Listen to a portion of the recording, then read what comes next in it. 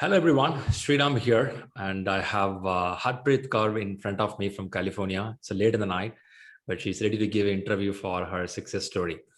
So this is Sri Learning. We keep talking about success of the people who clear PMP. We have hundreds of success, but still we want to listen more and more and more because every time PMI question paper is a thrill. It's not the same question paper. It's not the same person. It's not the same mindset. It's not the same experience. It's not the same domain. So a lot of changes are here, right? So everybody has a different way of approach. Everybody has a different mode of preparation. Everybody has a different mindset. So we're going to see how she did it. So before this, thanks to all the viewers watching this regularly. Leave your comments what you like in this interview. Now, quickly, I'll give a congratulations to Harpreet for her wonderful success. Congratulations, Harpreet, for great achievement. Great. So before I go to her, I will bring up her certificate. This has happened on 17th of April, right? So I know this is a good achievement. So Harpreet, how was it? Was it happened as a proctor exam or is it a center base? We'll talk about it. Before that, good wishes from Sri Learning. So we would like to give the words to you. Yes, you can take on. Thank you so much, sir. I'm really happy and excited to be here. I have listened to a lot of people and it feels really great to be part of it now. Oh, okay. So you thought one day you will be giving interview. To be honest, I was thinking about it somehow when I was prepared. Oh. I am here. The day I was listening to one of the students, he said that while in the exam hall, I'm thinking what I have to give in the interview. That time I was just focused. So give a little background about yourself being in US. What is the nature of job? A kind of little thought process on your side. Yeah. So for the first question that you asked, yeah, it was proctor based. I did it at my home. And then coming to my own background, it's been like 12 to 13 years for me to be in US now. And started my career as a QA analyst, and I went to the lead role for a QA. And then I to switch roles. I literally saw the company moving from waterfall to agile, and I was also part of it. And I was also part of all those trainings. And then finally, I made my mind to move into more project management kind of roles. And that is where I am. So I'm working at QTC now in San Dimas as a product management analyst. So I assist multiple teams together. I have been working with my portfolio manager to do some of the internal projects and even assist product owners where required. So this is where I am today. So nice. I really want to do, so I'm a certified Scrum Master. I just got into it. Since I am into this line now, I need to know in and out of it. And somehow I got to know about, PMP, and I just wanted to be, Nice. So being in California, hub of many companies, giant companies, how is this kind of management certification valued? How do they see the value of it? So today in the market, there are a good bunch of jobs. They really ask for it. So some just say PMP preferred, some preferred, but for some like PMP has to be there. Oh. So they do value it. So I understand. So I think and I think there is a push always in the market that you have to keep certified, learn something. Yeah, and it does brush up your skills. It does increase your level. Yeah, which is true. Nice to know. So now, when you say proctor, did you took the exam at the same place where you're sitting now? No, I am sitting in a fancy area right now, but that was in a proper study room. Just a quiet room. Okay, understand. Because people exam taking, usually what they do is where they sit and read every day, that's a place they take the exam so that they feel that connection with what they read, what they write. Okay, nice. You being a Scrum Master already certified, being in industry for more than a decade of time, how was the exam when you faced the questions? I would say I really prepared well. So to be honest, before the exam, I was really confident that I'm going to beat it. So after I did the last mock, I scored like 86% PMP exam simulator. So that again gave me another boost. Before that, I was getting like around 77% for a couple of them. And then before that, I was in 60s. Right. So after the last one, I was doubtful, should I really do it? Because I'll just get tired. Let's do it. It will just boost me. So, but to be honest, I started the exam. I was little scared after all its exam. And then I was some of the time management was, I would not say it was excellent. So the last 60 questions, I had 50 minutes left. So that's pretty fast. So that started getting on my nerves.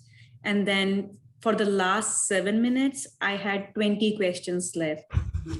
But the trouble is, till you read the question, how do you mark the answer?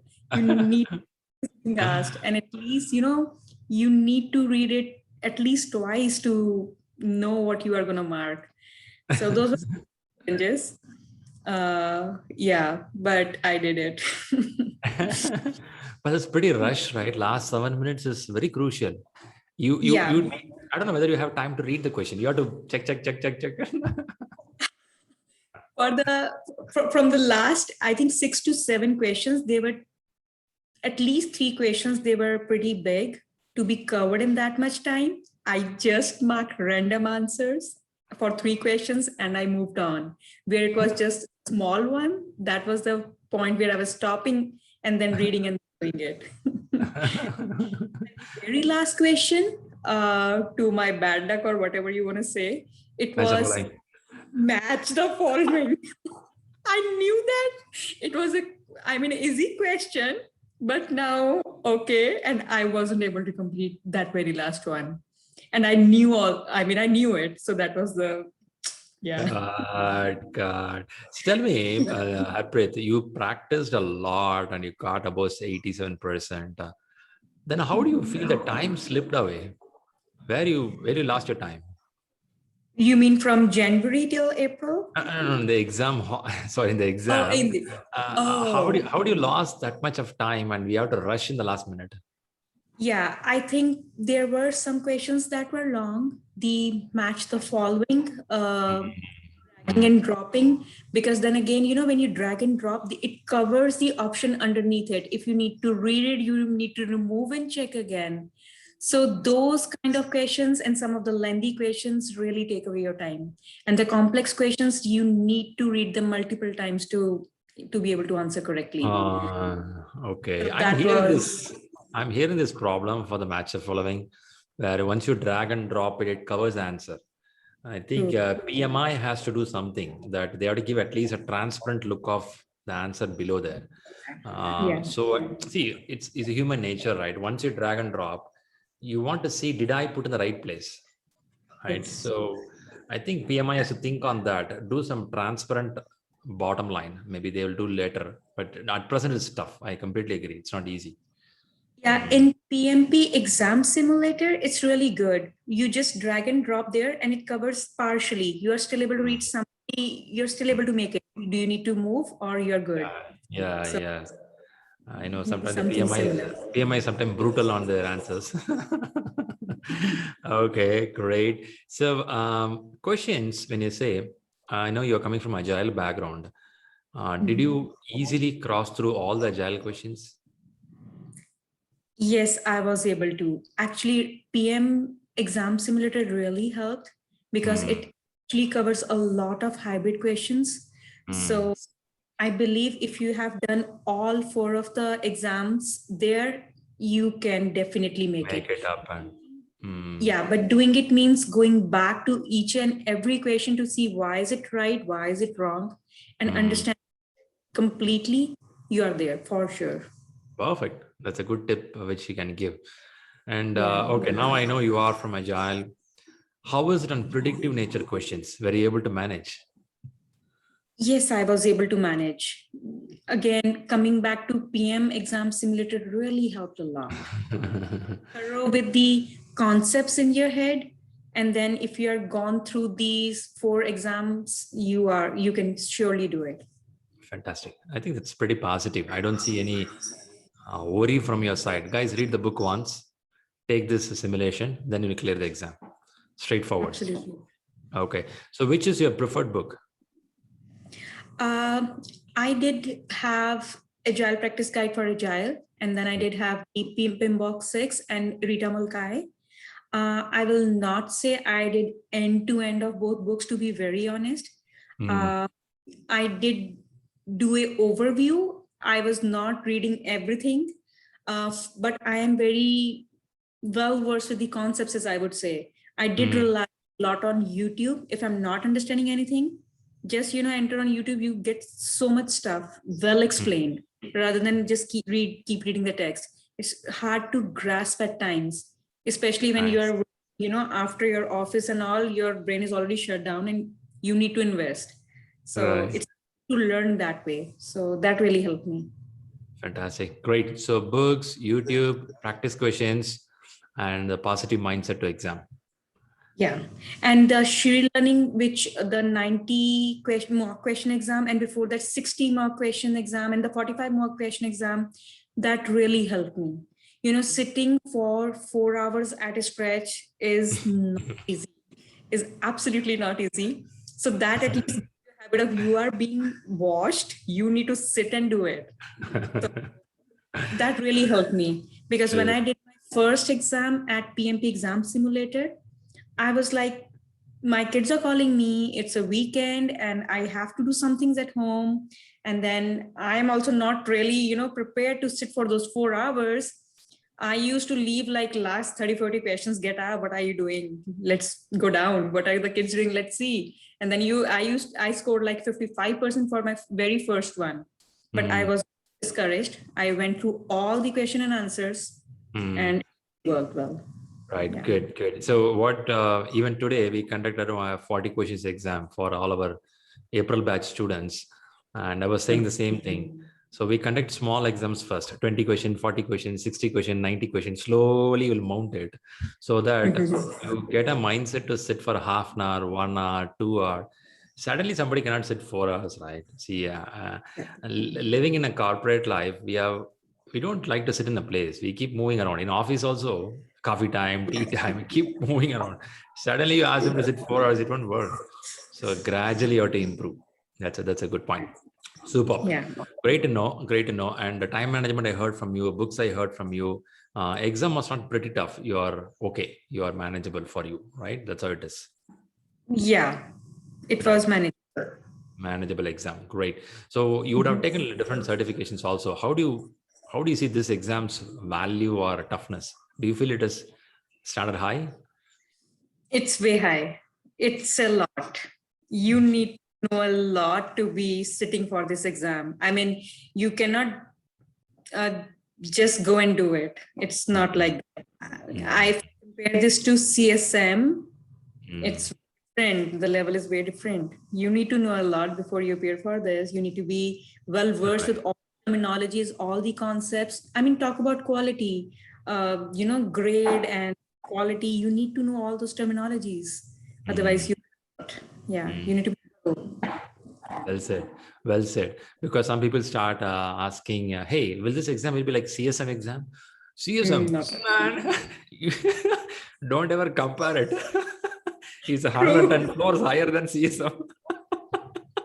Somebody said it's tougher than CSM. Tougher than CSM. Have you ever taken the CSM exam? It's a copy-paste exam. Go and see PMP.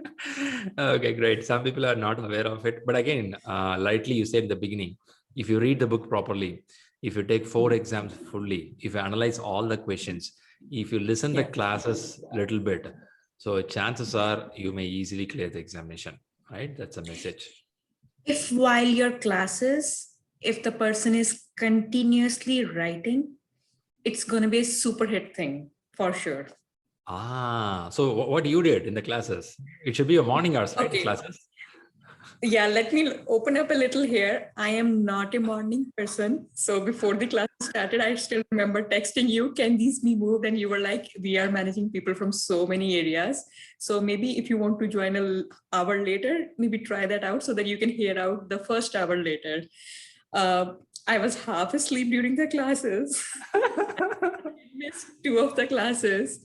As much as I could write, I did it, but I think it didn't work 100% for me. So for some important slides, I took some pictures to, go over them again because those are required. And then after that, close to my exam, I joined the course again at another place. They were night classes. I was done with all my reading in part. I just had to do my mock exams. I planned to do my mock exam on Thursday, one on Sunday, one on Thursday, one on Sunday, and then over the weekend, Friday night and Saturday night, 4 hours class each day after my job, 8:30 to 12:30 at night. Whatever that person is saying, every word I'm writing, even though I know what he's saying, I know what it is, I have to write. Right. That helped me give the, thorough end-to-end overview again. I don't have to go to my books and read again. Next morning to review those notes again, and then revision of the previous mock exams that I did. And then Sunday, I used to do the next exam.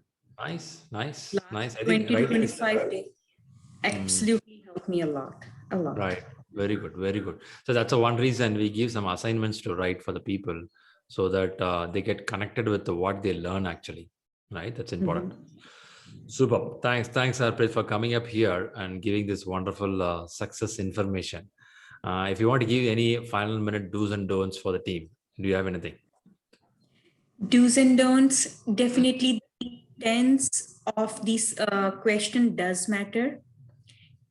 A lot of time in the questions, what they do is they build up a scenario and and then suddenly when they ask the question, it's something in between they're asking, or at the very beginning they're asking, or very next they're asking. You need to be very clear what exactly is being asked, because the answers, if you follow, they are from different, what could have been in the first part or the second part or the third part. You need to be very clear what's being asked. Right. So that focus and that connection is required. I did get a hotspot question. I did get one fill in the blank question. I did get 7 to 8 match the following questions. There were a few predictive questions. There were a lot hybrid questions. Yeah. So overall, this is what was there in my exam. And you can really do it. You need to just stop reading. If you're starting today, focus on reading books for like maybe 3 weeks. If even not done, finish, then stop at that, give one mock exam, analyze what's missing, go back and read those concepts, and get prepared for your second mock exam. Get on the roll, but do analyze the question and answers. That will really help you. I also did the mock exam from Sri Learning. I scored 77% in that. So major thing is sitting for those 4 hours and getting that boost. Yes, I can do it. And I believe everyone can do it. I mean, if you are into it, you can do it for sure. Great. That's a positive note. I like that. Great. Super. Once again, thanks a lot for coming up here and giving this wonderful interview. And I also keep telling that please implement what you learn. Because learning will stay with us only when we implement. Will I do first day great implement? I will say no. Some mistakes can happen, but we will do retrospective. We'll come back and again really enhance our knowledge. This management knowledge should not end up with certificate. It should be something we'll implement, learn back. That's why they have this PDU format, professional development unit, where you develop your knowledge on a continuous basis. Right? It's very important. So Bob, once again, thanks a lot. And let's give good wishes to all the viewers, because people are watching this video to understand what is the tips there. How can I prepare? Okay. So let these tips help them and make them all certified soon. Good wishes to all the people. Thanks, Harpreet, for coming up here. Thank you so much, sir. Great.